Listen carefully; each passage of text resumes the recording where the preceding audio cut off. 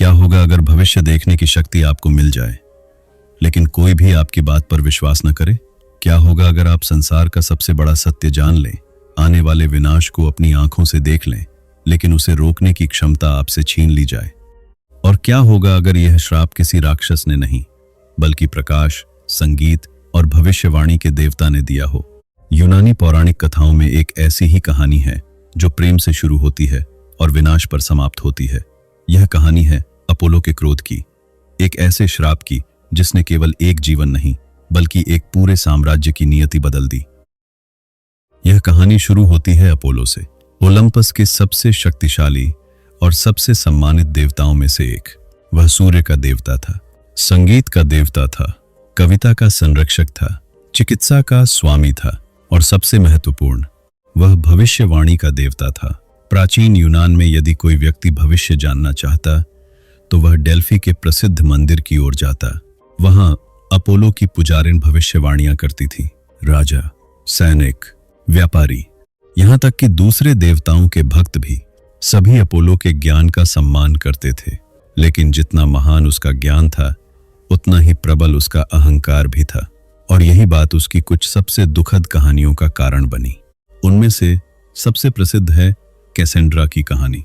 Troy एक महान नगर, उच्च दीवारों वाला, समृद्ध, शक्तिशाली, और उसी नगर में रहती थी एक राजकुमारी, कैसेंड्रा। वह सुंदर थी, बुद्धिमान थी और अपने समय की सबसे प्रतिभाशाली युवतियों में गिनी जाती थी। कहा जाता है कि एक दिन अपोलो की नजर उस पर पड़ी। देवता उससे प्रेम करने लगा और उसने उसे एक अद्भुत उपहार देने का निर्णय लिया, भविष्य देखने की शक्ति। कल्पना कीजिए, एक ऐसी शक्ति जिससे आप आने वाले वर्षों को देख सकें, युद्धों को देख सकें, राजाओं के उत्थान और पतन को देख सकें, मृत्यु और जीवन दोनों को समझ सकें।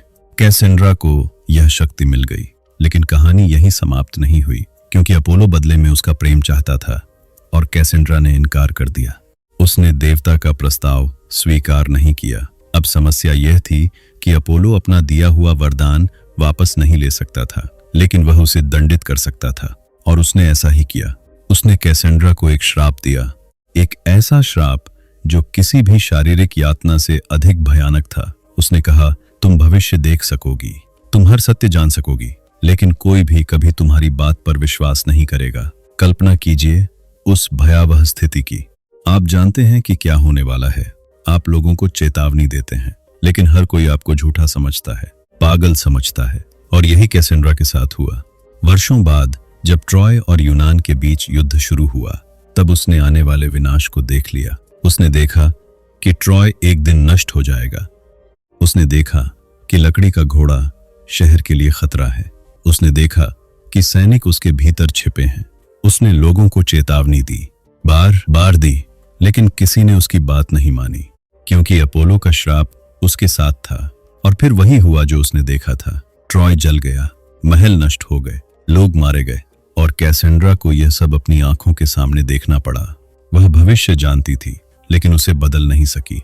यही कारण है कि यूनानी मिथकों में यह श्राप सबसे दुखद श्रापों में गिना जाता है। लेकिन यह अपोलो के क्रोध की एकमात्र कहानी नहीं है। उसका क्रोध कई बार पूरे नगरों के लिए विनाश बन गया। ट्रॉय के युद्ध की शुरुआत में ही एक घटना घटी। एक पुजारी था, उसका नाम था क्राइसिस। वह अपोलो का भक्त था। जब यूनानी सेनाओं ने उसकी पुत्री को बंदी बना लिया, तो वह उसे वापस लेने आया, लेकिन यूनानी सेनापति अगामेम्नन ने उसका अपमान कर दिया। क्राइसिस ने अपोलो से प्रार्थना की, और तब अपोलो का क्रोध जाग उठा। कथा कहती है कि वह ओलंपस से उतरा। उसके हाथ में चांदी का धनुष था। उसने तीर छोड़े, लेकिन वे साधारण तीर नहीं थे, वे महामारी के तीर थे, रोग के तीर। कुछ ही दिनों में यूनानी शिविर में बीमारी फैल गई। सैनिक मरने लगे, घोड़े मरने लगे, पूरा शिविर भय से भर गया। किसी को समझ नहीं आ रहा था कि यह सब क्यों हो रहा है। फिर भविष्यवक्ताओं ने बताया कि यह अपोलो का दंड है। जब तक क्राइसिस की पुत्री को सम्मानपूर्वक वापस नहीं भेजा जाएगा, तब तक यह विनाश नहीं रुकेगा। अंततः अगामेम्नन को झुकना पड़ा, और तभी महामारी समाप्त हुई। यह कहानी दिखाती है कि अपोलो केवल संगीत और प्रकाश का देवता नहीं था, उसके पास विनाश की शक्ति भी थी। और जब उसका सम्मान भंग होता, तो उसका क्रोध भयानक रूप ले सकता था। लेकिन शायद उसकी सबसे दुखद कहानी प्रेम और श्राप से जुड़ी है। एक दिन अपोलो एक अप्सरा से प्रेम करने लगा। उसका नाम था डैफ्ने। अपोलो उसके पीछे गया, उसे पाने की कोशिश की, लेकिन डैफ्ने उससे बचना चाहती थी। वह भागती रही, अपोलो उसका पीछा करता रहा।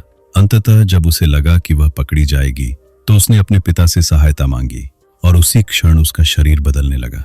उसके हाथ शाखाओं में बदल गए, उसके बाल पत्तियों में, और वह एक लॉरेल वृक्ष बन गई। अपोलो उसे प्राप्त नहीं कर सका, लेकिन उसने उस वृक्ष को अपना पवित्र प्रतीक बना लिया। आज भी लॉरेल की माला उसी कथा की याद दिलाती है। यह कहानी बताती है कि अपोलो हमेशा विजेता नहीं था। कई बार उसका प्रेम त्रासदी में बदल गया, कई बार उसका क्रोध विनाश बन गया, और कई बार उसका अहंकार स्वयं उसके लिए पीड़ा का कारण बना। यही कारण है कि अपोलो का चरित्र इतना आकर्षक है। वह पूरी तरह दयालु नहीं है, लेकिन पूरी तरह क्रूर भी नहीं।